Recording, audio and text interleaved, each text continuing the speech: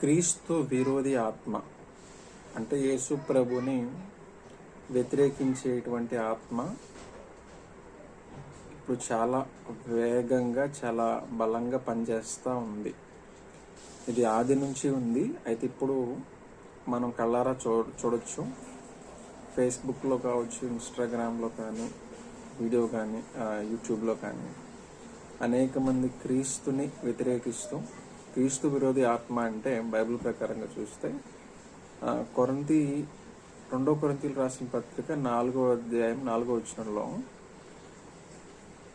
దేవుని స్వరూపి అయి ఉన్న క్రీస్తు సువార్త ప్రకాశము వారికి అందకుండునట్లు ఈ యుగ సంబంధమైన దేవత వారి కనులను లేదా వారికి గుడ్డితనము కలుగజేస్తామని చెప్పి అక్కడ మనం చూస్తాం వాక్యంలో.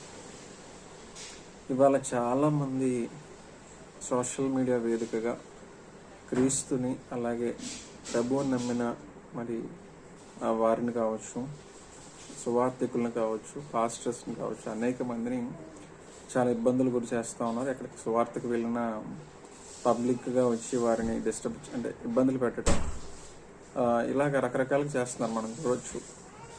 ఒక ఆయన అయితే నాకు 1000 కోట్లు ఇవ్వండి, క్రైస్తవ్యం లేకుండా చేసేస్తానంటాం, ఇలా మాటలు వస్తూ ఉన్నాయి. సో నేను చెప్పాలనుకుంటున్న మాట ఏంటంటే, అనేక మంది క్రైస్తవ యవనస్తులు ఉన్నారు, ఫోన్ ఎలా యూజ్ చేయాలో తెలిసిన వారు ఉన్నారు. సో మనం కూడా ఏంటంటే ఎవరిని వ్యతిరేకించొద్దు, ఎవరి గురించి మాట్లాడొద్దు. కేవలం బైబిల్ గురించి, బైబిల్ వాక్యాల గురించి మీకు తెలిసినంతగా దేవుడు మీ మనసులో పెట్టినంత వరకు ఇలా సోషల్ మీడియాలో మనం పంచుకోవడం ద్వారా ఆయన పనిని చేసిన వారం అవుతామని నా ఆలోచన. చూసిన వారు చూస్తారు. మనకి ఏ నేము వద్దు, ఏ గొప్పతనం, ఏ ఫేమ్ మనకేం వద్దు. వ్యూస్ కోసం కూడా చేయొద్దు. మనం చెప్పాలనుకుంటున్నాం దేవుని గురించి, యేసయ్య గురించి, యేసయ్య గొప్పతనం గురించి, బైబిల్లో అసలు ఏముంది అనేది.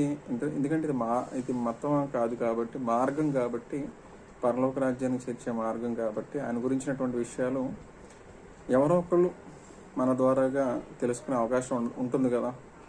కనుక ఈ క్రీస్తు విరోధి ఆత్మని మనం ఎదిరించేలాగా మనకు తెలిసినంత వరకు దేవుడు మనలో పెట్టిన ఆ జ్ఞానాన్ని బట్టి ప్రేయర్ఫుల్గా మనం కూడా ఈ రకంగా మనందరం షేర్ చేసుకోవాలని నేను కోరుకుంటున్నాను. ఇంకా రానున్న రోజుల్లో కూడా ఇలా ఎక్కువ అవుతుంది. మనం కూడా క్రీస్తు పేరట పనిచేయాలని నేను ఆలోచిస్తూ ఈ యొక్క మాటలు తెలియజేస్తా ఉన్నాను.